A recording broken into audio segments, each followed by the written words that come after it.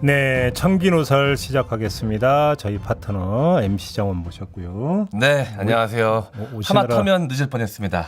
비 때문에. 네네네. 도로 사정 지금 장난 아니죠. 네, 그래도 시간 맞춰 도착했네요. 다행히도. 그러니까. 안녕하세요, MC 장원입니다. 반갑습니다. 네, 무사히 네. 오셔서 다행이고요. 제가 매니저를 한 번도 방송 생활하고 쓴 적이 없는데 오늘 같은 날은 정말 매니저가 있으면 좋겠다는 생각이 차를 너무 버리고 싶더라고요. 그렇지. 바로 저 눈앞에 MBC가 보이는데 왜 가질 못하니?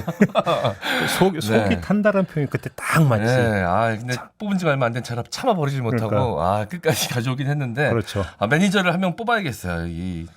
저 매니저 뽑으려고 하는데 좀 한 사람 좀 추천 좀 해주십시오. 돈 많나 보네. 그게 아니라 이런 사태를 대비해서 월급이 얼마인데 좀 끝나고 얘기하면 추천해. 내 사람 남이 뽑아주는 게 요즘 유행이니까 좀 뽑아주십시오. 더마카가 하고 싶다고 지금 자원했잖아요. 운전 잘하시나요? 웬만하면 더마카는 쓰지 마. 워낙 까칠해서 제가 봤을 때 매니저가 아니라 더마카님은 방송을 하셔야 됩니다. 제 주변에서 굉장히 많이 궁금하세요. 어떤 분인지에 대해서. 누군지 얘기면 큰일 나. 그러니까 절대 얘기 안 하고 있습니다. 근데 뭔가 약간 시어머니상 이런 게 느껴지잖아요. 저는 너무 인상 좋으신데. 너무 사리는 것 같은데 지금. 오늘 좀 공격당하시던데 지금 마음이 안 좋으신가 봐요. 제가 뒤끝 장렬하거든요. 네. 아니 많은 분들이 제 주변에서 많은 분들이 그 더마카님 나오시는 그 코너를 너무너무 사랑하고 계시더라고요. 그러니까 누군지 엄청 궁금해하는데 본인은 네네. 죽어도 공개 못한다 지금 이러고 있는 거죠. 네네네. 언젠가 공개가 될 거예요. 네. 네. 영원한 것은 없어 이 세상에. 그 수많은 시사평론가들이 네. 그 미리미리 공부해야 될 것 같은데 그걸 보면서 공부한다는 분들이 많이 계시더라고요. 아니 그럼 늦지 않나? 그걸 보면서 마무리 공부를 좀 하신다 그러더라고요. JB 타임즈. 네. 네. 뭐 그러면 고마운 거죠 저희 입장에서는. 네. 하여간 저는 그래서 더마카한테 시달리면서 매일 아침을 시작을 하고 있다는 점. 네. 이거 보통 고역이 아니라는. 그래서 많은 분들이 사랑해 주시는 걸 겁니다. 자 오늘 얘기 한번 해볼까요? 네. 오늘은 한번 일색화. 일색화요? 수직계열화. 뭔가 이렇게 있어 보이죠. 네. 이 이야기를 좀 한번 해봅시다. 우리나라 사람들 좋아하는 그 통일, 짜장면으로 통일, 그 통일 말씀하시는 건가요? 그 얘기일 수도 있겠지. 네. 단색으로의 통일. 딱 아마 이런 것 같은데 자, 네. 이 얘기부터 시작을 해야 될 것 같습니다. 데드크로스가 발생했습니다. 네. 리얼미터가 4월 전이죠. 27일 발표한 여론조사 결과를 보면 윤석열 대통령 국정수행 지지도 긍정 대 부정이 46.6 대 47.7로 부정이 더 앞서는 것으로 나왔어요. 네, 맞습니다. 이걸 갖고 이제 데드크로스라고 표현을 하지 않습니까? 네. 그리고 데이터 리서치가 어제 발표한 조사 결과도 있는데 긍정 대 부정이 여긴 더 벌어졌어. 45.3 대 50.4. 네. 이러니까 여권 입장에서는 이거 큰일이네 이런 얘기가 당연히 나오지 않겠습니까? 네. 그래서 요즘 이제 부각되고 있는 이상민 행정안전부 장관이 또 한마디 했더라고요. 이분이. 지금 바닥이다. 제일 많이 떨어진 수치가 지금일 것이다라고 그러니까. 이야기했더라고요. 원희룡 그러니까 국토부 장관이나 그 안철수 의원도 관련 언급을 했지만 저는 이상민 장관의 손평이 가장 눈에 띄던데 네. 지지율은 지금이 최하한일 것이다. 그러니까 지금의 바닥이라는 거죠. 네. 내각의 일원으로서 지지율을 끌어올리기 위해 노력할 것이다. 장관 잘 뽑은 것 같아. 네. 그렇죠. 자, 이걸 어떻게 볼까 싶은 건데요. 네. 결론부터 말씀은 차라리 이런 접근법이 낫다. 문제는 그게 아닐 경우다. 요건데요. 오늘의 아닐 경우? 이야기는 여기서 시작이 됩니다. 네. 그래서 오늘 이야기에 동원되는 소재는 여러 가지입니다. 이준석 대표를 둘러싼 논란, 검찰 인사, 경찰국 설치 등등 최근의 이슈를 한번 다 모아서 네. 섞어지게 짬뽕으로 만들어 놓고 한번 이야기를 한번 시작을 해볼 텐데요. 네, 알겠습니다. 그 주식하시는 분들도 공감하실 텐데 이게 바닥일 것이다. 이제 더 이상 떨어지지 않을 것이다. 그러면 이야기가 늘 나오지만 그럼 알고 봤더니 지하실이 있더라. 그 밑에 지하실, 그 밑에 벙커가 있더라. 이런 경험들 때문에 찍혀 그러면 정권에 전 주식 얘기한 건데요. 또 이렇게 또딱 주식 얘기한 건데. 너무 정색하고 지금 받아치네. 아니 너 혼자 죽어라 이거지 지금. 그게 아니라 주식하시는 분들은 공감하실 것 같아서 이제 바닥이면 괜찮지만 그게 아닐 경우 더 큰 문제가 생길 수 있으니까 그래. 그 이야기를 짚어주신다는 거죠. 혼자 열심히 살아요. 네. 왜 그러세요? 오늘 왜 이렇게 비 와서 그러세요? 왜 이렇게 오늘 좀 이렇게 소녀 같으세요? 아까 그랬잖아요. JB타임즈 얘기는 그 상하체가 분리됐다고. 아직 추워. 젖은 하체가 아직 마르지 않으셨군요. 네. 그해 봄으로 가보겠습니다. 네. 2008년 봄입니다. 2008년 봄이요? 네. 2008년 4월에 총선이 있었습니다. 네. 한나라당은 대승을 거뒀고 민주당은 쫄딱 망했습니다. 다들 기억하실 겁니다. 네네. 그리고 넉 달 전에 대선으로 가면은 당시 이명박 후보가 압승을 거두지 않았습니까? 네. 내리 2연승을 했었습니다. 네. 정권이 엄청 잘 나갔죠. 네. 진짜 하늘 높은 줄 모르고 기세가 등등했었죠 그때. 근데 바로 이어서 네. 총선이 끝나자마자 촛불이 켜졌습니다. 네. 기억하시죠? 네, 기억납니다. 한 달간 타오르지 않았습니까? 5월 네. 내내. 이때 이건 뭐 많이 공개가 된 얘기인데 청와대에서 대책회의가 있었답니다. 어떻게 국정 방향을 어떻게 끌고 가야 되는 거냐 이런 상황에서. 아, 촛불 전국에서. 예. 경론이 오갔고요. 그러니까 쉽게 하면 이런 거죠. 지지층 중심으로 갈 거냐. 아니면 중도층까지 아우르는 이 포용의 어떤 성격을 띠는 국정으로 좀 더 유연하게 갈 것이냐. 네. 이걸 가지고 청와대에서 격렬한 논쟁이 벌어졌고 네. 결과는 지지층 중심으로 간다라는 쪽으로 났다라는 겁니다. 네. 자, 그러면 왜 이런 그때 그 이명박 청와대에서 이런 결정을 내렸을까 생각을 해보면 아 촛불에 되게 크게 되었나 보다. 그래서 의기소침했나 보다. 그래서 중도층 잡기가 힘들다고 자체 판단을 했나 보다. 네. 이렇게 생각을 할 수가 있겠죠. 네. 뭐 그런 생각도 있었을 거라고 저는 봅니다. 근데 여기에는 일종의 방정식이 하나가 있는데요. 지지율을 권력 기반이라고 하는 단어로 바꾼 다음에 그러면 그 기반을 어떻게 다질 것이냐. 이 다지기 공법을 네. 살필 필요가 있어요. 다지기 공법이요. 예, 권력 기반 다지기 공법에는 두 가지 접근법이 있습니다. 포지티브 방식이 있고 네거티브 방식이 있는데 포지티브 방식이라고 하는 것은 상대 요인을 고려하지 않고 자기 요인의 강점만 최대한 극대화해서 어필을 해서 지지세를 최대한으로 끌어올리겠다라는 거죠. 네, 지지층들이 좋아할 만한 정책들을 좀 주로 펼쳐서. 그렇죠. 이거는 이제 외연 확장 전략이 되는 거고요. 그래서 네. 지지층뿐만 아니라 중도층까지 아우르는 전략이 바로 이거라고 보는데 네네. 네거티브 방식은 그게 아니고요. 비록 내 사이즈 지지 어떤 그 기반 사이즈가 작아졌다 하더라도 네. 나의 경쟁 상대의 어떤 기반이 더 사이즈가 작아지면 네. 상대적으로 나는 우위를 점하는 것 아니냐라는 거죠. 상대적으로 그렇게 됐죠. 그래서 나의 강점을 극대화하는 접근법이 아니라 상대의 약점을 계속 때리는 접근법. 네네. 그래서 상대를 왜소화하고 구석으로 모으는 접근법이 되는 거죠. 네. 이게 바로 네거티브 방식이었는데요. 여기서 청와대 대책회의가 그래서 바로 네거티브 방식으로 방향을 잡았다라고도 번역을 할 수가 있는 겁니다. 네. 그리고 나서 어떤 장면들이 연출이 됐는가? 수많은 장면들이 연출이 됐는데요. 이 부정적인 자리에서 현상들이 좀 많이 있지 않았었나요? 이 자리에서는 세 개만 뽑아서 말씀을 드릴게요. 네. 2008년 가을 9월에 무슨 일이 있었냐면 그 유명한 민간인 불법 사찰 사건이 시작이 됩니다. 네.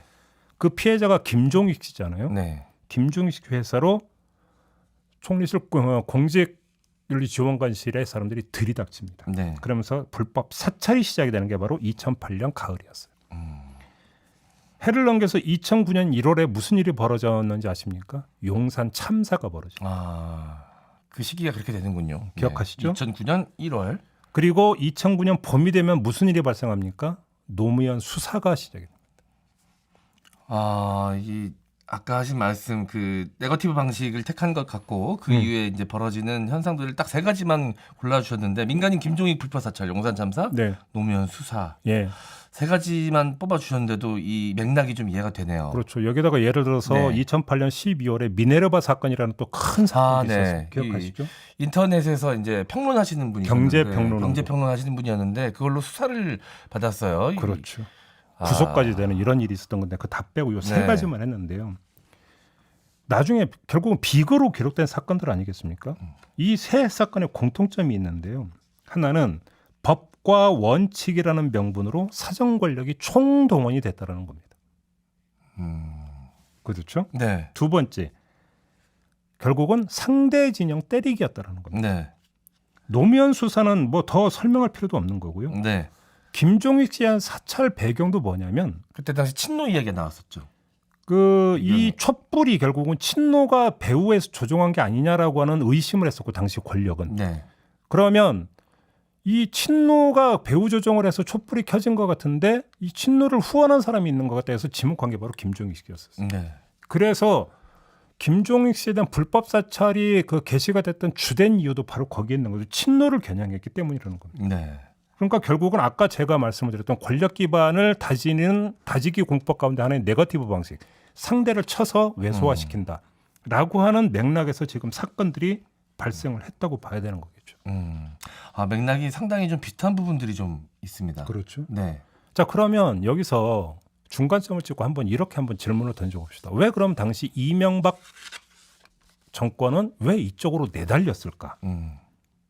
촛불이라고 하는 것은 그냥 하나의 외적인 계기인 거죠. 네. 그런데 왜 강경론이 득세를 하면서 이것이 제어가 되지를 못했을까? 이 점을 짚어야 되는데요. 네. 어찌 보면 오늘 제가 하고 싶은 얘기는 오히려 여기에 더 초점이 맞춰져 있는 것 같은데 네. 그 촛불 전에 사건이 하나가 있었습니다. 어떤 사건? 2008년 총선을 이야기를 했잖아요. 네네. 총선 전에 제 기억에 55명으로 제가 기억하는데 그때 한나라당 사람들이 집단 성명을 발표를 합니다. 성명의 내용은 이상득 의원은 출마하지 말라. 기억납니다. 기억나시죠? 네. 그때 정두원 의원이 바로 그거죠. 주최를 했었던 기억이 납니다. 그래서 이상득 불출마를 요구하는 집단 성명의 발표가 됐고 네. 이 배우가 바로 정두원 의원이라고 하는 이야기가 나왔고 그때 어떻게 되냐면 정두원 의원이 이른바 그때 이명박 정권의 실세라고 평가된 사람이 네. 한쪽에 이상득 또 한측에 정두원 네. 이렇게 있었습니다. 그러니까 이명박 정권 탄생의 1등 공신으로 꼽았던 사람들이고요. 네. 뭐 어느 쪽에서는 이재호 이제 전 의원까지도 뭐 해서 뭐 3인방 이렇게 이야기하는데 그분은 빼고 아무튼 그 양쪽에서 일종의 권력 투쟁이 있었고 그 권력 투쟁의 과정에서 불거져 나온 게 바로 이 집단 성명이다. 네. 이렇게 봤는데 문제는 정두원 의원이 거세되어 버린다는 거예요. 네. 권력의 핵심에서 밀려나 버리죠. 네. 그러면서 이상득 의원이 득세를 하게 됩니다. 근데 여기서 재미난 게 그 2008년 9월부터 시작됐던 민간인 불법 사찰에서 김종익 씨만 사찰 대상이 됐던 게 아니었어요. 그때 바로 정두원 그리고 정두원 의원과 친했던 정태근 의원, 남경필 의원도 불법 사찰을 당합니다. 이건 다 나중에 공개가 됐던 내용이에요. 네. 그러면서 같은 여권 안에 같은 권력 안에 공존했던 사람들까지 쳐내버립니다. 근데 쳐내버린 방법도 이렇게 거의 폭력적인 방법까지 동원하면서 쳐내버립니다. 네. 그러면서 어떻게 됩니까? 뭐가 구축이 됩니까? 만사 형통이 구축이 됩니다. 모든 일은 형님으로 통한다. 해서 그때 만사 형통이라는 말이 엄청 유행했던 거 기억하세요? 그렇군요. 그것까지는 몰랐습니다. 어쨌든 그때 당시 그 MB 라인, 이상득 라인이 굉장히 득세했었다라는 그렇죠. 이야기는 기억이 납니다. 그러면서 이상득 의원을 최고 정점으로 하는 실세 라인이 네. 구축이 되면서 수직화되어 버렸다는 것이죠. 수직 구조가 형성, 수직 계열화가 이루어졌는데 그것을 대표하는 단어가 영포 라인이었습니다. 네, 기억납니다. 영포 라인. 기억하시죠? 네, 이상득 의원 기준으로 해쳐 모여 이렇게 해서 한 줄로 서 됐었죠 그때 당시. 이렇게 되면서 당시 여건이 뭐가 되냐면 브레이크 없는 벤치가 되어버린 것입니다. 그리고 그 벤치는 결국은 폭주 기관차가 되어버린 것이죠. 그래서 그 폭주 기관차가 내달리면서 아까 말씀드린 세 가지 비극적인 사건이 발생을 하는 겁니다. 또 하나 유의할 점은 네. 이 폭주가 2008년 말에 세계 금융위기가 발생을 합니다. 기억하십니까? 네. 세계 금융위기가 전 세계를 강타하고 있는 와중에 진행이 됐다는 점도 놓쳐서는 안 되는 겁니다.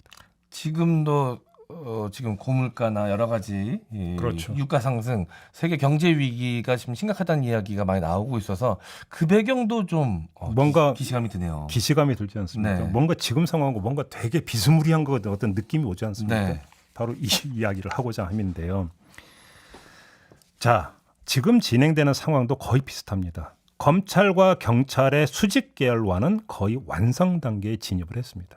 검찰의 경우에는 중간 간부 인사까지 마무리가 됐고요. 네. 경찰 같은 경우는 경찰국 신설을 밀어붙인다라는 것이고 8월 중으로 경찰국 신설하고 그다음에 김창룡 청장이 사의를 표명했고 설령 사의를 표명하지 않았어도 어차피 7월 23일에 임기 끝나고 네. 그러면 경찰 수뇌부 전부 다 갈아치우고 그러면서 경찰의 수직 계열화도 완성이 될 수가 있는 거죠. 네. 그러면 남은 곳은 한 곳이 있습니다. 뭐냐? 여당 내부 질서 정리가 남게 됩니다. 네, 여당 내부 질서. 그러면 제일 먼저 떠오르는 이름은 일단 이준석 대표가 바로 이름이 그거죠. 떠오르는데요. 왜 최근 들어서 이준석 대표를 둘러싸고 논란이 그렇게 네. 많이 나타나고 있는가를 이 맥락에서 한번 읽어보세요. 이렇게 또 연결이 되는군요. 그렇죠. 그러면 근데 저 여기서 하나 우리가 분명해질 것은 그러면 네. 지금의 이준석과 2008년의 정두환을 비교할 수 있을까? 저는 비교하기 힘들다고 생각합니다. 당시 정두원 의원이 훨씬 더 좀 셌죠. 세가 세지 않았나요? 쉽게 말하면 그때는 네. 권력 투쟁이 벌어졌고 권력 투쟁의 과정에서 정두환 의원 쪽이 진 거죠. 그런데 그러면 지금 이준석 대표는 그만큼의 세를 형성을 해가지고 권력 투쟁을 벌이고 있는 것이냐? 네. 저는 그렇게 보기는 힘들다고 보거든요. 네. 그러면 이것이 상호 지금 어떤 쟁투를 벌이는 권력 투쟁의 관점에서 묘사를 할 게 아니라 네. 어느 일방에 의해서 어느 일방이 정리되는 국면으로 그러니까 오히려 묘사를 하는 게 더 현실적일 수 있다. 쟁투라기보다는 그냥 정리. 정리에 가깝다. 내부 질서를 일색화하기 위한 정리 작업으로 이해를 하는 게 더 현실적이지 않을까라고 보는 건데요. 그렇게 해서 이질적 요소를 정리를 해서 여권 내부 특히 이제 국민의힘 같은 경우도 단색의 진서로 재편에 들어가겠다. 이 작업이 현재 ING 현재 진행형으로 나타나고 있는 게 아니냐라는 것이죠. 아무튼 그럼에도 불구하고 큰 틀에서는 그 권력 안에서의 일색화를 지향한다는 점에서는 같겠죠. 과정상에서 약간의 차이는 있다 하더라도 네. 그래서 이게 모두 이루어진다면 어떻게 되는 겁니까? 또다시 브레이크 없는 벤치가 등장을 하고 그게 폭주기관차가 될 가능성 배제할 수 없는 거 아니겠습니까? 바로 이 점에 주목할 필요가 있는 것이죠. 그래서 제가 볼 때는 브레이크를 떼어내는 작업이 거의 지금 마지막 단계에 접어들고 있는 게 아니냐. 네. 이렇게 정리를 해야 될 것 같습니다. 이제 여당 내 라인 정리만 되면 이제 모든 작업이 거의 마무리가 되는 그래서 것이다. 조만간 뭐 이제 사정 광풍이 몰아칠 거다라든지 이런 이야기가 나오는 것도 네. 이렇게 놓고 본다면 어느 타이밍에서 그게 이제 본격화될 것인가를 읽는 하나의 흐름이 잡히게 되는 거겠죠. 네. 그렇지 않겠습니까? 네네. 그런데 그런데 이 모든 작업이 완료가 된다 하더라도 네. 이명박 정권 때의 권력의 일색화와는 다른 점이 하나가 있어요. 어떤 점이죠? 그게 뭔지 아세요? 다른 점.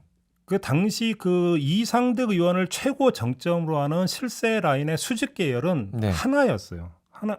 그런데 그래서 이상득 의원을 정점으로 하고 그 복심 내지 수족이 되는 사람들이 정관계에 모두 포진해 들어가면서 네. 하나의 어떤 계통을 형성을 해버렸다는 거죠. 네. 그런데 윤석열 정부에서 나타나고 있는 양상은 약간 다릅니다. 지금 윤석열 정부는 네. 국민의힘에서 내부 질서를 일색하기 위한 정리 작업이 마무리된다고 치더라도 네. 이원 수직 계열화가 나타나요. 무슨 이야기냐면 윤석열 정부는 정치 세력과 검찰 세력이 공존하는 구조입니다. 그렇죠. 검찰과 정치 세력의 그 당내 원래 윤석열 대통령이 정치를 좀 늦게 시작했기 때문에 당내에 사실 세력이 없었죠. 그렇죠. 네. 그러니까 문제는 최고 실세를 중심으로 해서 그 주변에 있는 사람들이 수직 계열로 해서 하나의 어떤 포진에 들어가면서 이들이 그러니까 뭐냐면 국정을 쥐고 흔드는 이런 어떤 그 네. 이명박 정부 때 양상과는 다른 양상이 나타날 수 있는 구조가 있다라는 거예요. 윤석열 정부는. 근데 이 이야기를 다른 버전으로 바꾸면 그러면 여의도에 있는 정치 세력과 네. 서초동과 이런 쪽에 있는 검찰 세력이 이것이 조화되지 못하면 이거는 분열 갈등 요인으로 작동할 수도 있다라는 거예요. 네. 이것이. 충분히 그럴 가능성이 있죠. 그렇죠. 네. 그런데 문제는 지금 단계는 그건 아니라는 거죠. 지금 단계는 그건 아니고 문제는 그러니까 정치 세력과 검찰 세력을 아우르는 최고 정점이 있죠. 누구? 네. 윤석열 대통령이라는. 네. 있죠. 근데 문제는 재미난 게 제가 그럼에도 불구하고 이게 이명박 정부 때와 비교하면서 다르다고 보는 게 지금 윤석열 대통령은 여의도를 커버를 안 해요. 그렇죠. 나몰라라 하고 뭐 한다고 표현하거나 불개입이라고 표현하든지 그냥 놔두고 있잖아요. 네, 물밑에서는 뭐 어떨지 모르겠지만 일단 겉으로 봤을 때는 전혀 개입하지 않는 놔두고 있는 모양새입니다. 건지 못 건드리는지 정치를 몰라서 못 건드리는지는 모르겠으나 아무튼 이른바 윤핵관에 맡기고 있는 측면이 있는 거잖아요. 그러면 여기서 실세가 형성이 되는 거예요. 네. 권력의 생리상. 네. 그다음에 검찰 같은 경우는 또 대통령이라고는 직위상 본인이 직접 핸들링할 수는 없는 거잖아요. 네네. 그래서 한동훈 장관을 시키고 있는 거잖아요. 그러면 이쪽에서는 검찰 세력의 실세가 있어요. 네. 그러면 여의도 세력에서 실세는 그냥 포괄적으로 윤핵관이라고 칩시다. 네. 지금 복수인 것 같은데.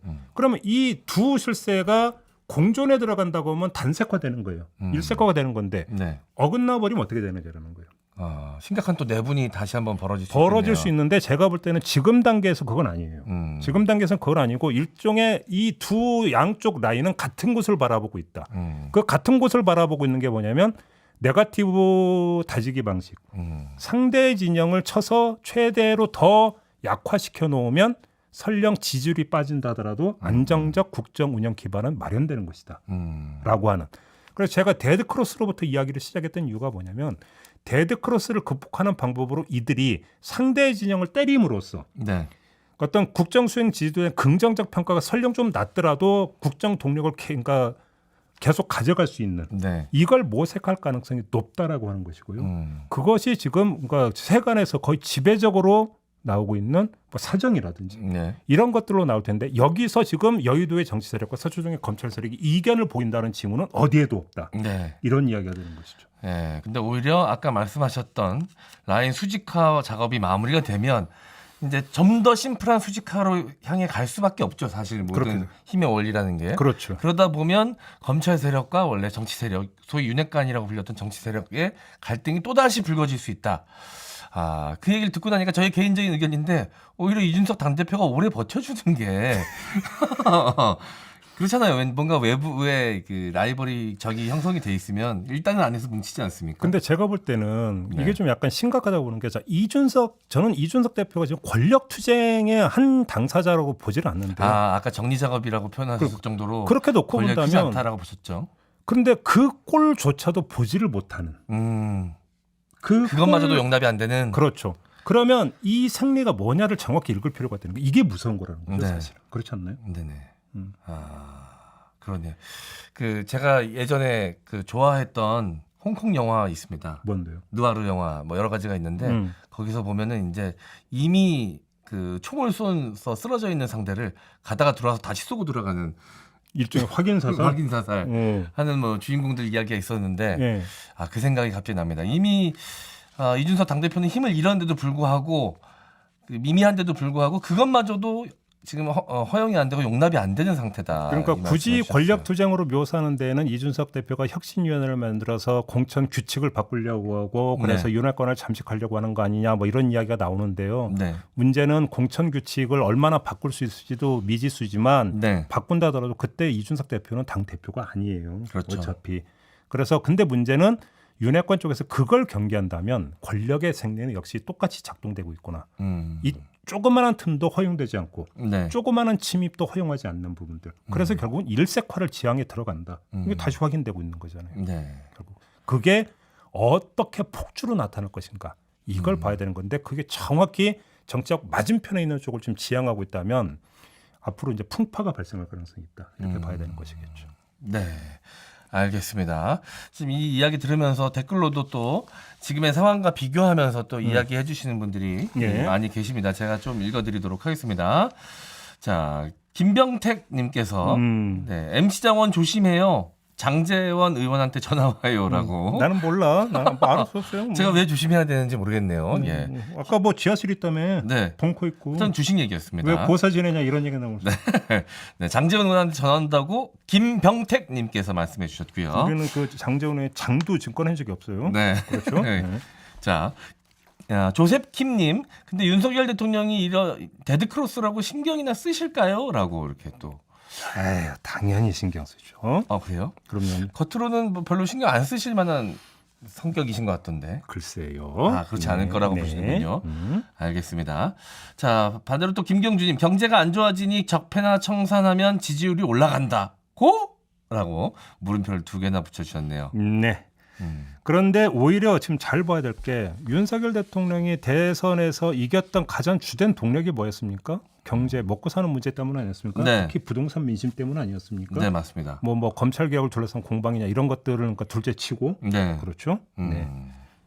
자, 몇 분 더 읽어드리도록 하겠습니다. 네. 해바라기님, 외교도 걱정이에요. 우리나라는 수출로 먹고 사는데 한쪽으로 치우치면 안 되지 않나요? 라고 또 질문해 주셨네요. 그러니까 제일 궁금한 게 저는 거기에 대해서 방비를 하면서 이렇게 지금 내달리고 있는 거냐. 그래서 그럼 별도 트랙으로 다른 게 또 어떤 그러니까 저기 뭐냐면 준비되고 있는 게 있느냐가 이제 저는 궁금한데 네. 제가 지금 뭐냐면 부족해서 그런지 모르지만 발견이 안 되고 있어요. 이게 문제인 거죠. 네. 그렇죠? 네, 알겠습니다. 현님께서 HYUN님께서 공개 방송 언제 하나요? 공개 방송하면 더마카 자동 공개라고 아까 더마카 이야기한 것 때문에 궁금해서 댓글 남겨주신 것 같은데, 네. 자, 저희가 또 말 나왔으니까 좀 말씀드리도록 하겠습니다. 공개 방송까지는 아니지만 저희가 조촐하게 또 그 축제장을 좀 마련했다고 이야기를 들었습니다. 내일 유튜브 연장 방송에서 특별한 시간이 좀 마련이 되어 있는데요. 내일 그 시선 집중이 3주년이라고. 김종배의 시선 집중이 3주년. 네, 축하드리겠습니다. 3년을 버텼습니다. 예. 3년을 버텼습니다. 보통 이제 삼재라 그러죠. 이제 그렇죠. 3년 버티고 나면은 네, 이제 뭐 됐다. 진짜 좋아하시네요. 되게 밝게 아유, 웃으시네. 대한민국 사람이 제일 좋아하는 숫자는 석사만이야, 석사. 그러니까요. 그죠. 네. 자, 내일 이렇게 특별한 시간이 준비가 되어 있으니까요. 또 반가운 얼굴들 또 찾아오셔서 함께 이 자리에서 좀 축하를 해주실 것 같습니다. 네. 좀 기대해 주시면 감사하겠습니다. 저도 네. 자리하고요. 그렇죠. 네. 자, 내일을 기약하면서 오늘은 마무리할까요? 네. 또 빨리 이제 짤짤이 이슈로 넘어가야죠. 네. 자, 수고하셨고요. 저도 함께 올라오겠습니다. 고맙습니다. 감사합니다.